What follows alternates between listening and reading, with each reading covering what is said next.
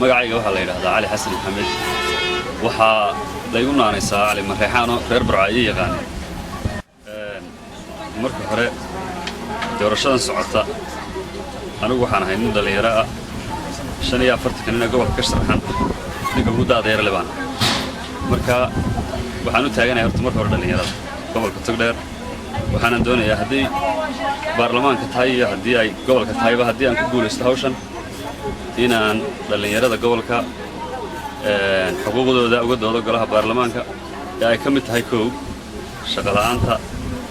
boqolkiiba 90 dhalinyarada haysata oo ay ka mid tahay xagga tababarashada oo ay ka mid tahay xagga dhinac kasta oo arrimaha bulshada ku saabsan dhalinyarada oo bulshada u badan oo rag iyo dumarba leh taas waxaan doonayaa mar haddaan dhalinyaradii ka tirsanahay oo aan ahay musharax dhalinyarada inaan xuquuqdooda u doodo oo dhinaca kale waxa weeye xuquuq xagga sharcigaaba dhalinyarada laga awday oo ah golaha guurtida 40 jir wax ka yari ma soo geli karaan baa la yidhi taana xaq looguma laha dhalinyarada waxaa la yidhi madaxweynaha 40 jir wax ka yari sharaxi kari maayaan taana dhalinyarada xaq looguma laha waxaa la yidhi baarlamaanka 35 wax ka yari ma sharaxi karaan waxaa la yidhi golayaasha deegaanka kama noqon karaan 35 wax ka yar waxaasoo dhammaan dastuurkay ku taala sharciyada dalka ku taala doorashooyinka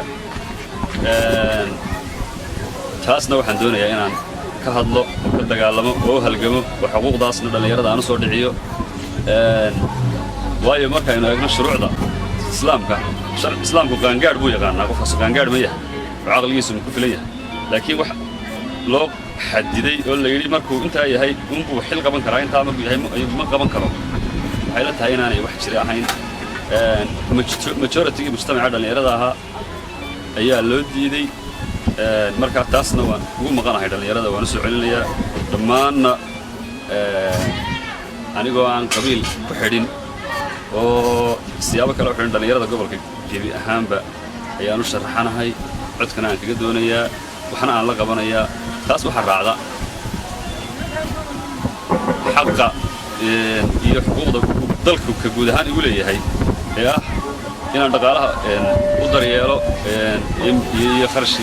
dhaqaalaha lagu tuurtay iyo cadaaladda la xumeeyey iyo waxyaabaha mas'uuliyaadka kale ee guud ee qaran ahaan taasna waxaan jeclahay inaan xilkayga ka soo baxo oo aan noqdo nin u maqan dadka doortay ee aan ku maqnayn wassalaamu calaykum waraxmatullahi